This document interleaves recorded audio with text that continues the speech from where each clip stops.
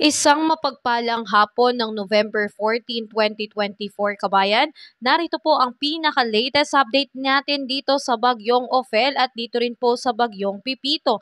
Pero bago ang lahat, makikisuyo po ng iyong like and subscribe at pahit na rin po ng notification bell para updated ka pa sa ating ulat panahon. Kabayan, ginulat nga po tayo ngayong araw nitong bagyong Ophel dahil kaninang alas 12 ay naging super typhoon po ito. Pero ngayon, pasado alas 2 ng hapon, kabayan, ito po ay naging ganap na lang po na typhoon. Medyo humina na po ang taglay nitong lakas na hangin at pag-uulan dahil po nagkaroon na po ito ng interaksyon sa kalupaan po dito sa may Cagayan.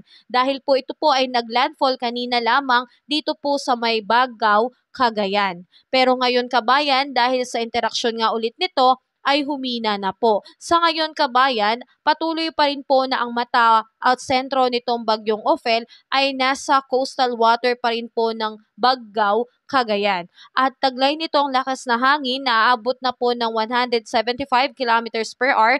Malapit po yan sa sentro at bumubugso up to 240 kilometers per hour. Kabayan, sa ngayon, ito po ay kumikilos pa west-northwestward sa bilis na 20 kilometers per hour. Kaya nga, kabayan, sa paghina nitong bagyong Ophel, ibinaba na po kanina nasa signal number 5 pero ngayon nasa signal number 4 na lang po, kabayan.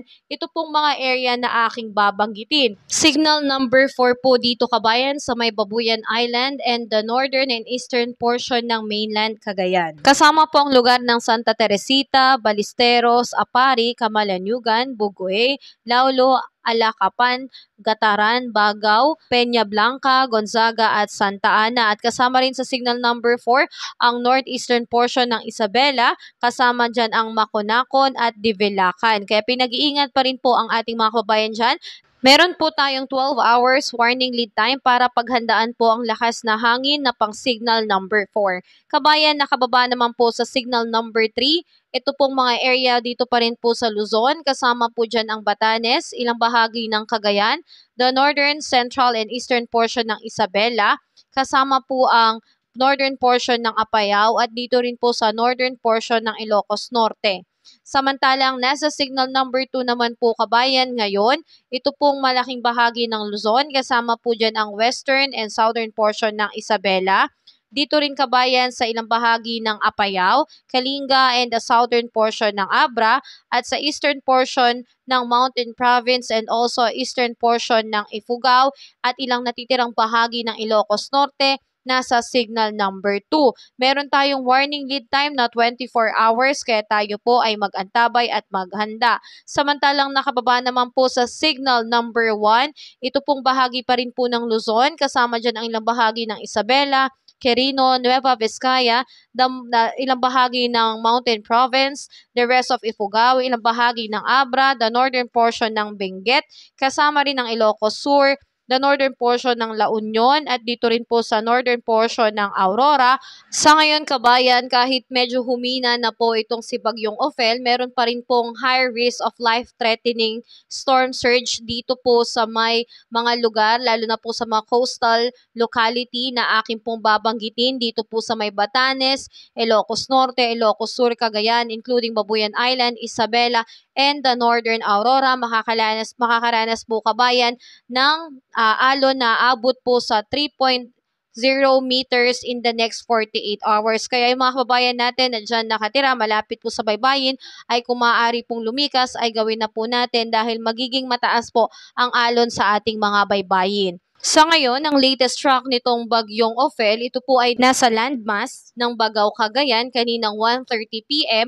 at patuloy po itong kikilos. Dadaan po ito sa direksyong northeastern portion po ng mainland Luzon. Ngayong hapon po yan. At patuloy na kikilos pa northwestward at ito po ay lalapit or maglalandfall po dito naman sa vicinity ng Babuyan Island mamayang gabi. Bago po ito lumiko, kabayan, pa northward tomorrow over the west of Batanes, over the sea west of Batanes. At ito po ay kikilos pa northeastward over the sea of east of Taiwan. So patungo na po ito ng Taiwan pagdating po ng weekend, kabayan. So konting tiis na lang at pagtsatsaga, kabayan, makakalabas na rin po itong bagyong Ophel.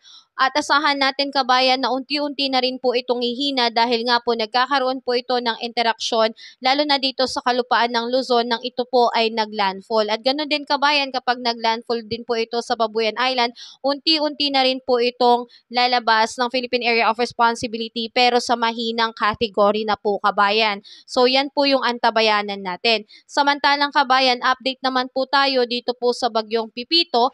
Ito po ngayon, kabayan, ay patuloy na kumikilos pa west-southwestward. Ang sentro ng mata nito, kabayan, ngayon ay nasa layong 1,375 kilometers east of northeastern Mindanao. Labas pa rin po yan ng Philippine Area of Responsibility. Taglay ang lakas na hangin na abot po ng 85 kilometers per hour. Malapit po yan sa sentro at bumubugso up to 105 kilometers per hour. Ito po ay kumikilos nga po pa west-southwestward sa bilis na 25 kilometers per hour. Kabayan, sa kasalukuyan, hindi pa po bagyong Pipito ang tawag dito. International name pa lang po ang tawag, Manny. Pero kung ito po ay makakapasok na ng PAR, ito po ay tatawagin na po nating bagyong Pipito. Pero sa ngayon, kabayan, dulot po nitong high pressure area na nasa Timog, Japan, ito pong bagyong Manny ay naitutulak sa direksyong southwestward sa mga susunod pang 12 oras. Bago po ito lumiko pa westward at babaybayin ang eastern boundary ng PAR.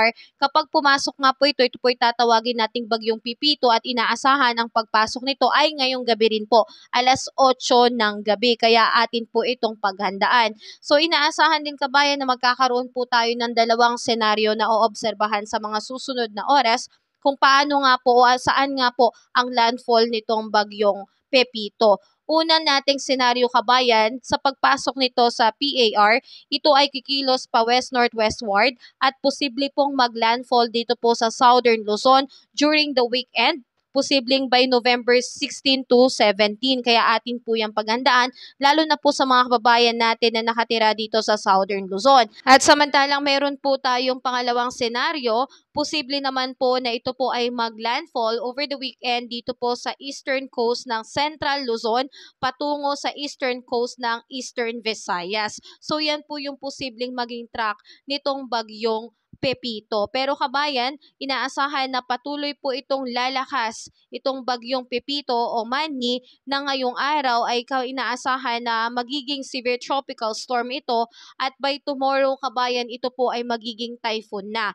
So ang posibleng mga area na maapektuhan nito, particularly ito pong area ng Luzon, Eastern Visayas. Kaya pinag-iingat ang lahat dahil posible pong makaranas ng malalakas na buhos ng ulan at malalakas na bugso ng hangin. Kaya pinag-iingat natin lalo na yung mga low-lying areas natin na madaling bain. Posible pong magkaroon po ng malawakang pagbaha lalo na kung dito po kayo sa area kung saan magla-landfall itong si bagyong Pipito. Kaya pinaghahanda at maging alerto po ang lahat. So, kabayan, patuloy pa po kitang i-update dito sa latest update natin sa bagyong Ophel at Pipito. Kaya muli, kabayan, makikisuyo po ako ng iyong like and subscribe at pahit na rin po ng notification bell para updated ka po sa ating susunod na ulat panahon. Ingat, kabayan, have a safe day po sa lahat.